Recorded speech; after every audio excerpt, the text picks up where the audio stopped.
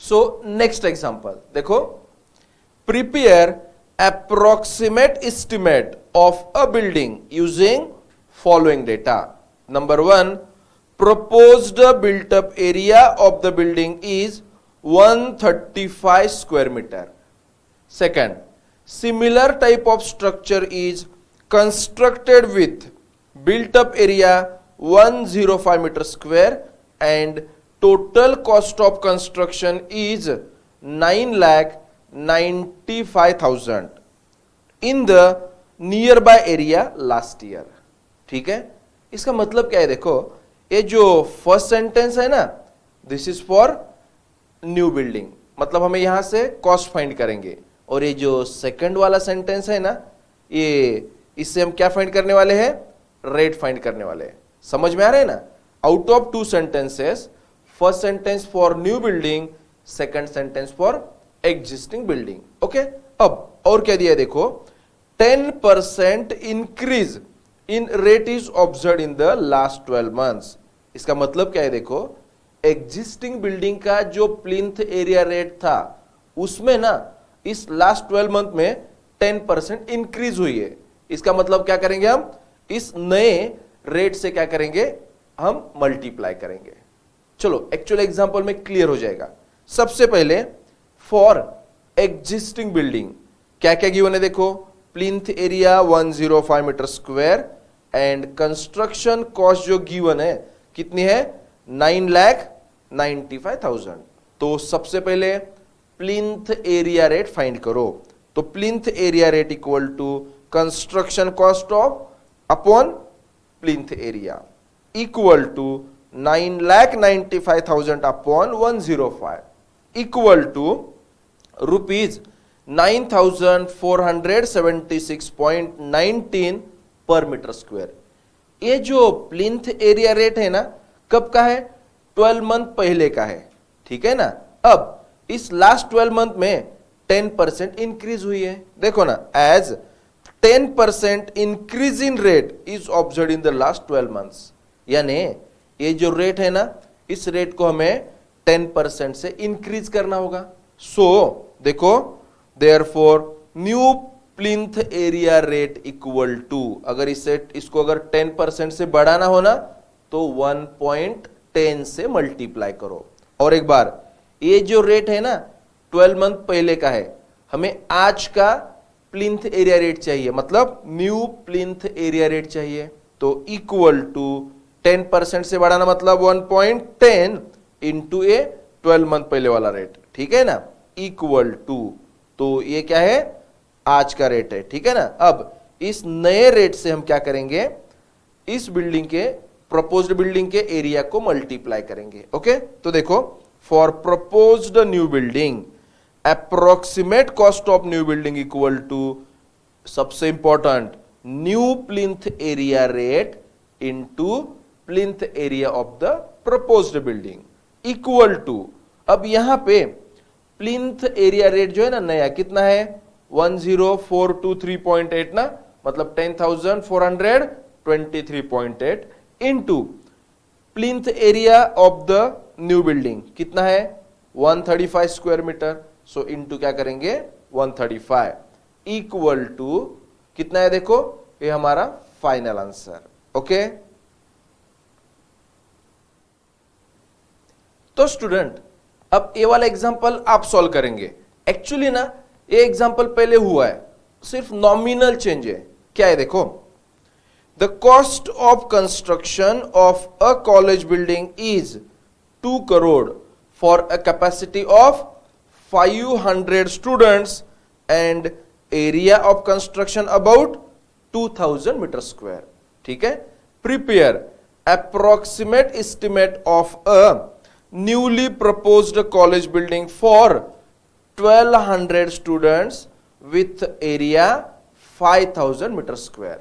और इंपॉर्टेंट, यहां पे कौन से मेथड से एग्जांपल सॉल्व करना है क्लियर मेंशन किया है। उन्होंने क्या बोला है? Use number 1 service unit method, number 2 plinth area method. ठीक है ना? अब यहां पे इंपॉर्टेंट क्या है देखो, मैंने मेथड में थोड़ा सा चेंज किया है। क्या किया है देखो, जब हम सर्विस यूनिट मेथड लिखेंगे ना तो इसमें एरिया को नहीं लाएंगे, ठीक है ना। अच्छी तरह से देखो, नंबर 1 सर्विस यूनिट मेथड, इसमें हम क्या लिखेंगे, for existing building cost and number of service unit, इतना ही लिखेंगे, एरिया नहीं लेंगे। क्लियर। तो सबसे पहले सर्विस यूनिट रेट फाइंड करो। अब सर्विस यूनिट रेट मिलने के बाद क्या करो, फॉर न्यू प्रपोज्ड बिल्डिंग, ठीक है, अप्रोक्सीमेट कॉस्ट फाइंड करो। क्लियर ना। इसमें हमने एरिया ऐड नहीं किया। अब सेकंड पेज पे क्या करेंगे, डायरेक्टली सेकंड मेथड लेंगे। उस मेथड में सिर्फ एरिया लेंगे, नंबर ऑफ स्टूडेंट्स नहीं लेंगे, मतलब कंफ्यूजन नहीं होगा, ठीक है ना। ये थोड़ी सी अलग मेथड है, इस मेथड से भी ट्राई कर सकते हैं आप, ठीक है। ओके, यहां पे वीडियो पॉज करके पहले इतना लिख लो। अब स्टूडेंट्स, फर्स्ट मेथड के बाद ये सेकंड मेथड, कौन सी, प्लिंथ एरिया मेथड। इस मेथड में ना नंबर ऑफ स्टूडेंट्स को नहीं लाएंगे, मतलब कंफ्यूजन नहीं होगा, ठीक है ना। इसमें क्या क्या लाएंगे, construction cost and plinth area of the existing building. तो उससे क्या फाइंड करेंगे, प्लिंथ एरिया रेट फाइंड करेंगे। जब प्लिंथ एरिया रेट मिल जाएगा तो for proposed new school building हम क्या फाइंड करेंगे, अप्रोक्सीमेट कॉस्ट फाइंड करेंगे। क्लियर ना।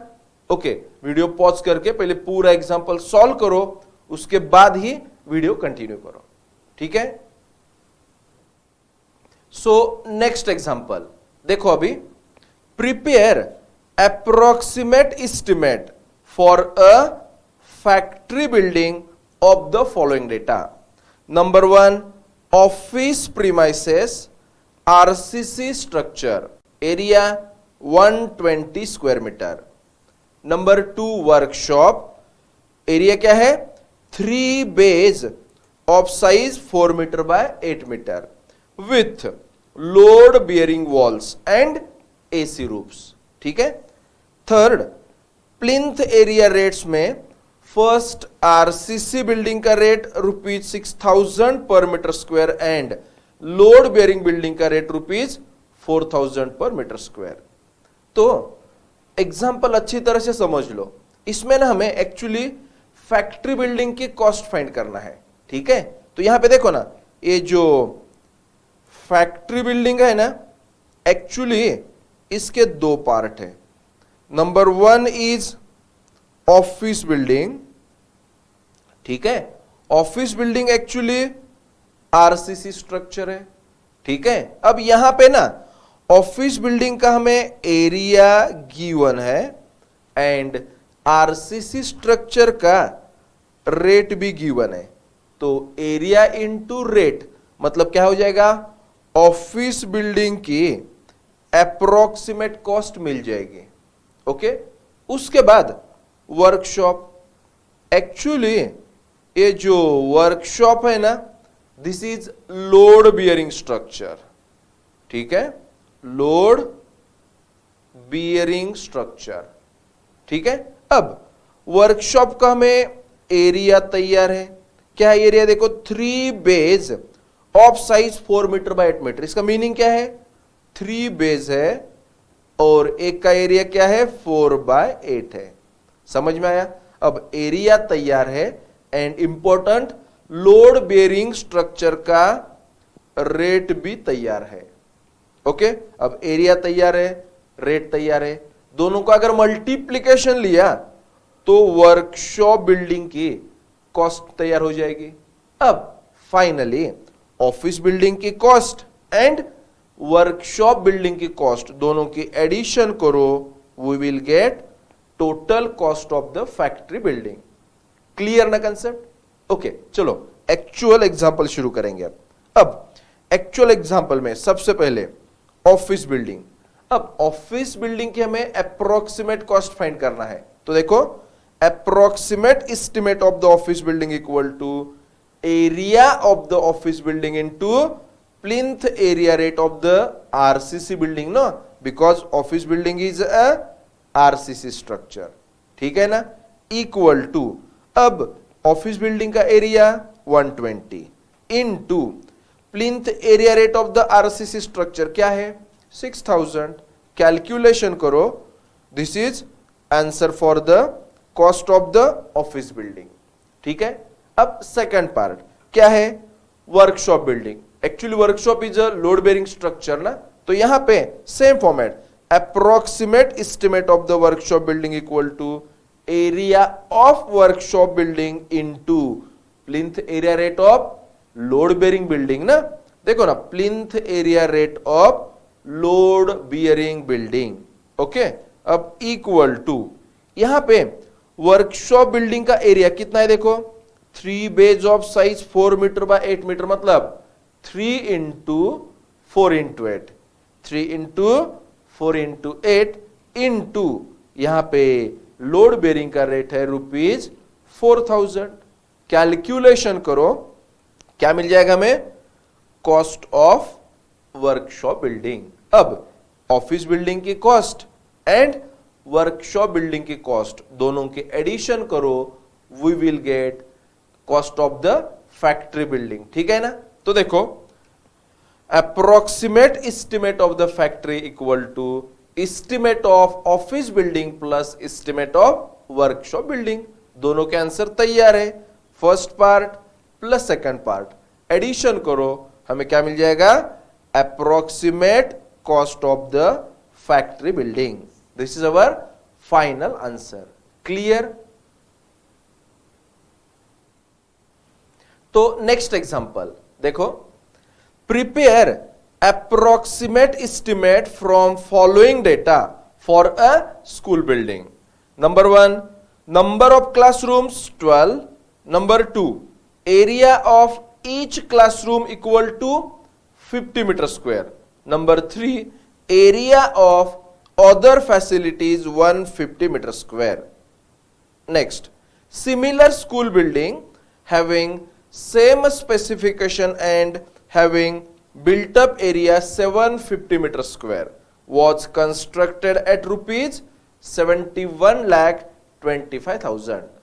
तो अच्छी तरह से देखो, ये जो सेकंड सेंटेंस है ना, ये second sentence is for existing, देखो एग्जिस्टिंग स्कूल बिल्डिंग, ठीक है। अब with the help of this information हम क्या फाइंड करेंगे, प्लिंथ एरिया रेट फाइंड करेंगे, यहां तक ठीक है। एंड ये जो पहले वाली इंफॉर्मेशन है ना, यहां तक ये क्या है, फॉर न्यू स्कूल बिल्डिंग, ठीक है।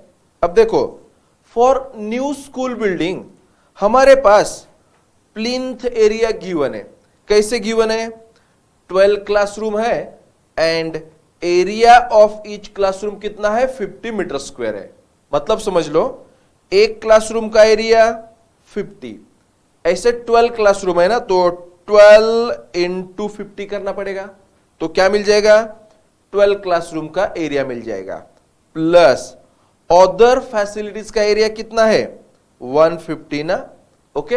ये सब हम एडिशन करेंगे तो क्या मिल जाएगा, न्यू स्कूल बिल्डिंग का प्लिंथ एरिया मिल जाएगा, ठीक है। अब ये एरिया एंड ए रेट, अगर दोनों का हमने मल्टीप्लीकेशन लिया तो क्या मिल जाएगा, हमें अप्रोक्सीमेट कॉस्ट मिल जाएगा।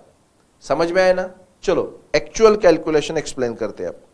तो सबसे पहले क्या है, देखो फॉर एग्जिस्टिंग बिल्डिंग, अब एग्जिस्टिंग बिल्डिंग के लिए plinth area 750 metre square and cost है कितनी, 71,25,000।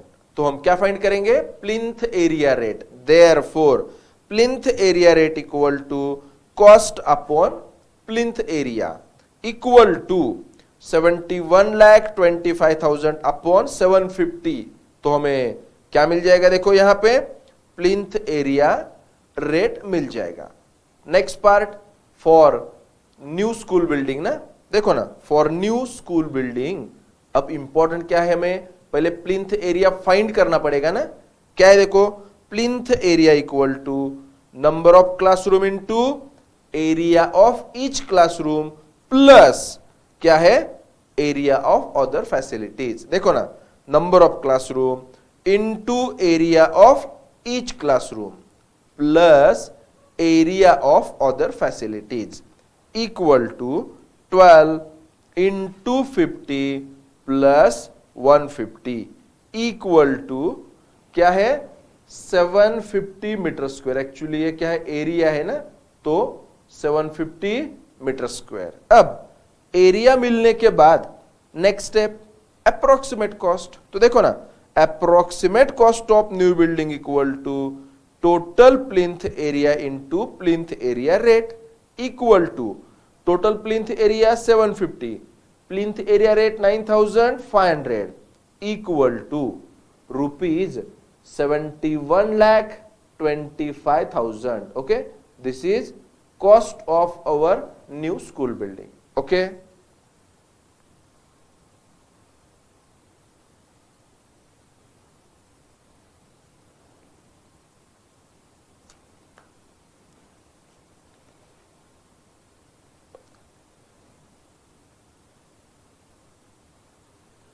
So next example देखो, prepare approximate estimate of a bridge having 4 spans of 40 meter each using following data. Number 1, cost of existing bridge rupees 1.2 crore, existing bridge having 3 spans of 50 meter each. तो इस example में ना देखो, ये जो यहां से यहां तक जो इंफॉर्मेशन है ना, this is for existing bridge. अच्छी तरह से देखो, अब यहां पे ना एग्जिस्टिंग ब्रिज जो है, क्या क्या इंफॉर्मेशन गिवन है। सबसे पहले कॉस्ट गिवन है and length of the existing bridge कितनी है, 3 स्पैन्स ऑफ 50 मीटर ईच, मतलब 3 इंटू 50 मतलब 150। तो यहां पे एग्जिस्टिंग ब्रिज की कॉस्ट तैयार है, लेंथ तैयार है। तो यहां पे ना cost per metre length find करेंगे। अच्छी तरह से देखो, cost per metre length find करो, ठीक है। अब cost per metre length find करने के बाद अब न्यू ब्रिज, ठीक है ना, फॉर न्यू ब्रिज क्या इंफॉर्मेशन तैयार है। देखो, न्यू ब्रिज की लेंथ तैयार है 5 स्पैन्स ऑफ 40 मीटर ईच।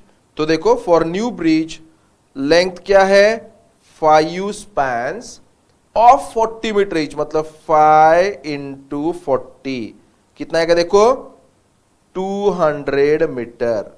अब न्यू ब्रिज की लेंथ तैयार है, okay, and cost per metre length तैयार है। तो length and cost per metre length दोनों का अगर मल्टीप्लीकेशन लिया तो क्या मिल जाएगा, approximate cost of the new bridge मिल जाएगा। समझ में आया। चलो एक्चुअल कैलकुलेशन शुरू करेंगे। अब देखो, सबसे पहले फॉर एग्जिस्टिंग ब्रिज क्या है, total length 3 spans of 50 metre each, मतलब 3 इंटू 50 कितना आएगा, 150 मीटर। उसके बाद उसकी कॉस्ट क्या है, 1.2 करोड़ ना, 1.2 करोड़। अब लेंथ मिल गई, कॉस्ट मिल गई, तो क्या फाइंड करेंगे, कॉस्ट पर मीटर लेंथ। तो देखो, cost per metre length equal to cost upon total length. यहां पे कॉस्ट है 1.2 करोड़, लेंथ है 150 इक्वल टू क्या आंसर मिल जाएगा, रुपीज 80,000 पर मीटर लेंथ, ठीक है। अब कॉस्ट पर मीटर लेंथ तो मिल गई। Next for new bridge, for new bridge length तैयार है, कितने देखो length, 5 spans of 40 metre each, मतलब 5 इंटू 40 इक्वल टू 200 मीटर।